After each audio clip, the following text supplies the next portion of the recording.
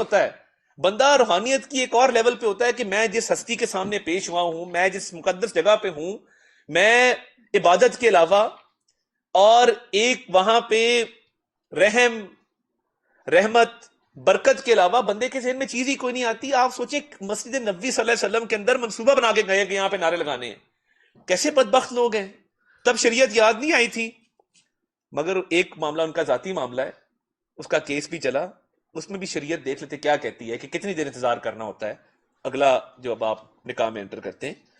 تو اس میں بھی شریعت اگر یاد آ جاتی تو بشریت جو ہے وہ بس لوگوں کے لیے ہے. ہم دیکھتے یہ ہیں کہ ہم نے کس کے جذبات کو کیسے ابھار کے سامنے لانا ہے, اس کے مطابق ہم شریعت فٹ کر لیتے ہیں کہ یہ طریق انصاف کی شریعت ہے, یہ فلاں کی شریعت ہے. میں تو قائل ہی نہیں ہوں کہ مذہب اور سیاست کو مکس ہونا چاہیے. ہمارا آئین بالکل کلیئر ہے, ہر چیز کے بارے میں کلیئر ہے, اسلامک ریپبلک آف پاکستان ہے. مگر یہ لوگوں کے جذبات سے کھیلنا اور کہنا کہ جی شریعت, کیونکہ ہم شرعی لوگ ہیں, ہمیں سزا دی گئی تھی, تو شرعی لوگ 5-5 کیرٹ کی انگوٹھیاں نہیں مانگتے. شرعی لوگ پھر بند لفافے کیبنٹ میں نہیں لے کے آتے. جو شریعت کو فالو کرتے ہیں وہ بزدار کو اس لیے سی ایم نہیں بناتے کہ اس کی بیوی اور گوگی اور پنکی اور یہ ایک نیٹ ہے. تو یہ سارے جو کام کیے ہیں ماضی میں, یہ کیا شریعت کے اصولوں کے عین مطابق جو ہے وہ آپ نے فرمائے سارے کام. تو جب ہمارا دل کرتا ہے شریعت یاد آ جاتی ہے, تو کاش کہ ان سارے موقع پہ شریعت یاد آئی ہوتی. ثناء اللہ صاحب, سر ایک تو ریکویسٹ یہ ہے کہ اس قسم کی سچویشن میں پی آئی ڈی میں پریس کانفرنس کر لیا کریں. لوگوں کی موومنٹ بہت سارے یہ بڑی صاحب تجویز ہے, سر وہاں بھی بنا ہوا ہے, بڑی صاحب تجویز ہے. میں پی آئی ڈی بہت کم پریس کانفرنس کی, میرا خیال ہے اس دفعہ تو کوئی بھی نہیں کی ہے. اس سچویشن میں کر لیا کریں. نہیں, یہ بڑی اچھی تجویز ہے جی, یہ نوٹ کر لیں جی. یہ ثناء اللہ صاحب ہمیشہ ہماری اصلاح کرتے ہیں اور یہ ان کی اچھی بات ہے. تو اور بھی اصلاح کے سوال. اچھا چلے جی. آپ نے اکانومی کی بات کی ہے سر. پرائم منسٹر نے آج سے 5 مہینے پہلے قوم سے خطاب کیا اور وعدہ کیا تھا ہم اپنے خرچے کم کریں جی. اس 5 مہینے میں کسی نے کوئی نہیں بتایا کہ کون سا نہ ہمیں نظر آئے. جی وہ گاڑیاں خریدی جا رہی ہیں, کبھی بونسز دیے جا رہے ہیں, اور قوم پہ 3000 ارب کے آپ نے ٹیکس لگا دیا. وہ بتا دیں. دوسرا, اگر صوبائی حکومت پارا چنار میں نہیں جا رہی, وہاں تو کئی ماہ سے یہ ایشو ہے, تو ریاست کی اور فیڈرل گورنمنٹ کی بھی کوئی ذمہ داری ہے, یا اگر وہ نہیں کرنا چاہتے تو ان کو آپ نے بٹھائے رکھنا ہے کہ جی یہ آپ کا رائٹ ہے, آپ بیٹھے رہیں, آپ نے مینڈیٹ لیا ہے, آپ جب دل کرے آ جائیں اسلام آباد فوج کشی کر لیں, اور وہاں لوگوں کے قتل و عام ہو رہے ہیں اس کو کچھ نہ کریں, تو ریاست کیا کرے؟ دیکھیے, تو اخراجات کی کمی کے حوالے سے رائٹ سائزنگ کی ایک کمیٹی بنی ہوئی ہے, فائنانس منسٹر اس کو ہیڈ کرتے ہیں, اور بہت سارے جس نے پی ڈبلیو ڈی کا ادارہ بند کیا. اور آج میں نے کسی کو پوچھا کہ اب پی ڈبلیو ڈی کا کام کون سر انجام دے رہا ہے, تو بتایا گیا کہ وہی کام انہی صوبائی محکموں سے آپ کروائیں گے, کیونکہ وہ ایک کرپٹ ادارہ تھا, کئی 100 ارب کی لیکیج تھی, ان کو بند کیا گیا. ایف بی آر کے ریفارمز آپ کے سامنے ہیں, بہت ساری چیزیں جو ہیں وہ سافٹ ویئر پہ, آپ نے میری ڈائریکشن ہی چینج کر دی پریسر کی یار. اچھا, بہت ساری جو ہے وہ چیزیں آٹومیشن پہ چلی گئی ہیں, سافٹ ویئر پہ چلی گئی ہیں. 1100 گاڑی خریدی رائٹ, ہے FBR. نہیں دیکھیں, ایف بی آر ایک ایسا محکمہ ہے, انہوں نے یہ اجازت مانگی تھی, اس پہ بات چیت ہو رہی ہے ایف بی آر کے حوالے سے. مجھے نہیں پتا تعداد کتنی ہے, مگر ایف بی آر یہ سمجھتا ہے کہ اگر کئی 100 ارب کی انہوں نے سمگلنگ بھی پکڑنی ہے.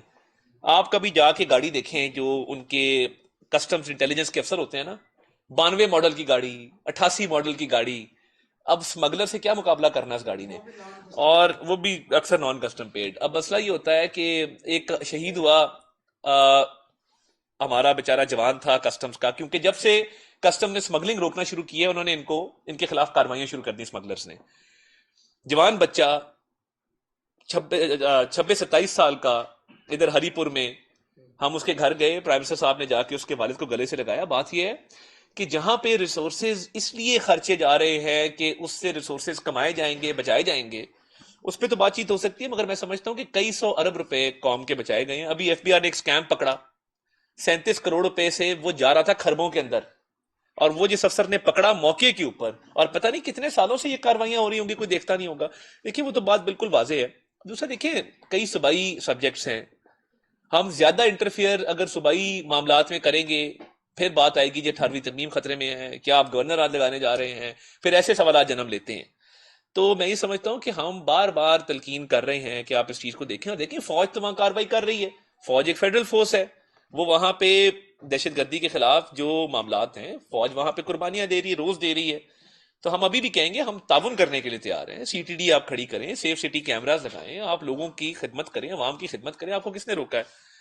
تو میں یہ سمجھتا ہوں کہ یہ بڑی افسوسناک معاملات ہیں کہ صوبے کے وزیر اعلیٰ جو ان کی بالکل توجہ نہیں ہے ان چیزوں کو.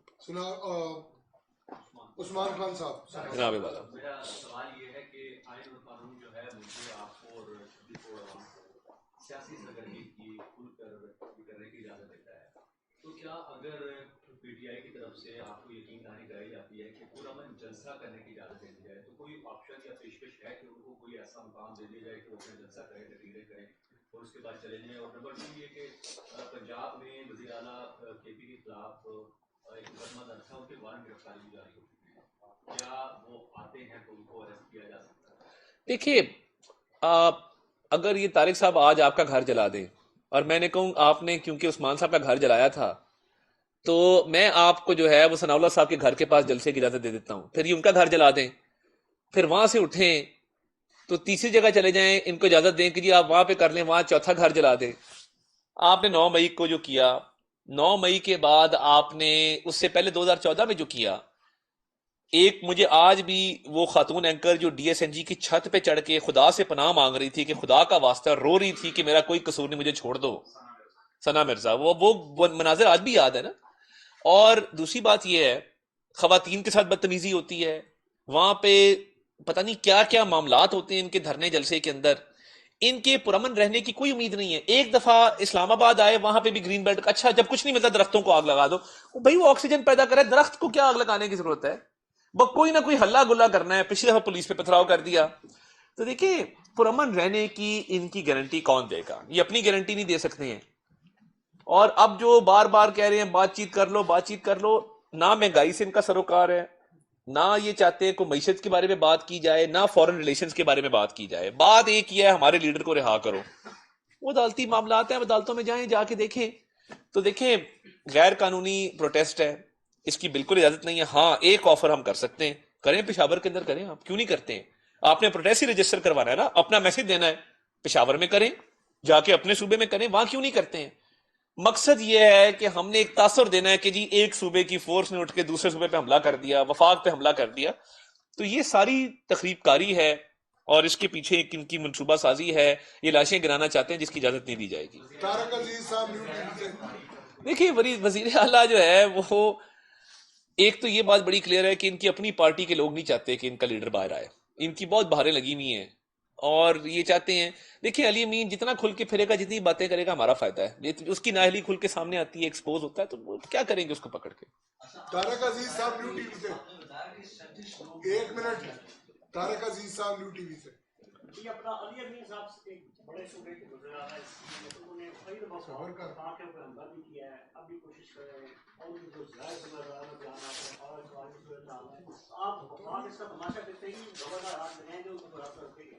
دیکھیے, میں یہ سمجھتا ہوں کہ جس طرح میں نے پہلے کہا کہ عوام کا جو نقصان وہ کر رہے ہیں, اور تمام تر توجہ سیاست کی طرف ہے. کوئی نوجوانوں کے لیے پروگرام نہیں ہے, ہیلتھ پہ فوکس نہیں ہے, ایجوکیشن پہ فوکس نہیں ہے, صوبے میں تباہی ہو رہی ہے. تو ہم تو ان کو سمجھا سکتے ہیں, اور بار بار سمجھاتے ہیں. ابھی ایپیکس کمیٹی میں وہ آئے تھے, وہاں بھی ان کو سمجھایا کہ یہ معاملات اس طرح آگے چلیں گے نہیں. تو دیکھیں, یہ تو عوام نے الیکٹ کیا ہے, اور عوام جب یہ سمجھیں گے, اور عوام کا غم و غصہ بڑھ رہا ہے, تو ایک دن آئے گا کہ وہ گریبان پکڑ لیں گے اور کہیں گے کہ جواب دو, یہ جو لاشیں گر رہی ہیں, جو تباہی ہو رہی ہے, جو کے پی کے اندر کوئی ریفارم نہیں آ رہے, اس کا جواب دو. تو یہ عوام کے فیصلے ہیں, اور میں سمجھتا ہوں عوام کے فیصلے کو رسپیکٹ کرنا چاہیے. ثاقب سعید صاحب آپ تک سے. جی, حکومت کا موقف یہ ہے کہ عدالت ہی فیصلہ کرے گی کہ خان صاحب کو رہا کرنا یا نہیں. لیکن اگر یو کے, برطانیہ اور امریکہ ریزسٹ کرتا ہے اس بات پہ, اور وہ زور دیتا ہے کہ حکومت اس کو رہا کرے خان صاحب کو, تو پھر حکومت کا موقف کیا ہوگا؟ دیکھیے, میں یہ سمجھتا ہوں کہ جو فورن ریلیشنز ہوتے ہیں نا ہر ملک کے ساتھ آپ کے, وہ بڑی سنجیدہ چیز ہوتی ہے, اور آپ کی ان سے بامی دو طرفہ تعلقات, وہ ٹریڈ کے اوپر, انویسٹمنٹ کے اوپر, دیگر معاملات کے اوپر, وہ بڑی ڈیٹیل میں چیزیں ڈسکس ہوتی ہیں. تو یہ تو پی ٹی آئی والے بتائیں کہ پہلے غلامی نامنظور تھی, اب غلامی منظور ہے, یہ ان کو جواب دینا چاہیے. ہم تو اسٹیٹ ٹو اسٹیٹ چلتے ہیں, ہمارے تو بالکل سنجیدہ معاملات ڈسکس ہوتے ہیں. ایسی غیر سنجیدہ باتیں اسٹیٹس کے درمیان ہوتی نہیں ہوتی کہ فلاں کو رہا کر دو. میں نے پہلے بھی کہا تھا, یہ یونین کاؤنسل کا الیکشن تو نہیں ہے کہ جہاں چیئرمین الیکٹ ہوگا وہ کہے گا میرے کاؤنسلر کا جو بھتیجا ہے وہ گرفتار ہے تو ایس ایچ او اس کو رہا کر دے. جوڈیشل پروسیس ہے, اسٹیٹ ہوڈ ہے, اسٹیٹ کے درمیان ریلیشنز ہیں, اس کے مطابق ہی چلتا ہے. ہاں جی اب آپ پوچھیں. 47 ہوگی ہے تعداد. دیکھیں جو آفیشیل ٹول ہے ہمارے پاس, جو آفیشیل خبریں آئی ہیں وہ پچھلی اطلاعات تک 47 تھیں, بٹ مزید اس کو کنفرم کر لیا جائے گا. مجھے بھی کچھ اطلاعات ملی تھیں کہ یہ ٹول بڑھ چکا ہے. کچھ کرٹیکلی انجرڈ لوگ ہیں جو سیریس ہیں, ان کی حالت جو ہے وہ خطرے میں ہے, تو جو فائنل ٹول آئے گا اس کو ہم آگاہ کر دیں گے آپ کو.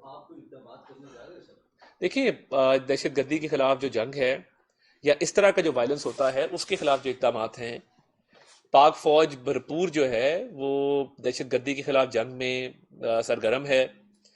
وفاقی حکومت جو ریسورسز پرووائڈ کرنے ہیں, جو وفاقی حکومت کا اس میں کردار بنتا ہے ہم ادا کر رہے ہیں, مگر صوبے کو بھی اپنی ذمہ داری کا احساس کرنا چاہیے اور پولیس فورس کو پولیٹیکل کام سے ہٹا کے شہریوں کے جان و مال کے تحفظ پہ لگانا چاہیے. جو واقعہ ہوتا ہے وہ کے پی کے اندر ہوتا ہے. اور مزے کی بات یہ ہے کہ طالبان کو واپس بھی یہ لوگ لے کے آئے تھے اور اس کے بعد انتظامات بھی نہیں کر سکے سیکیورٹی کے. تو میں یہ سمجھتا ہوں کہ ایک ٹائم آئے گا کہ لوگوں کی بس ہو جائے گی اس چیز سے. تھینک یو, بہت شکریہ.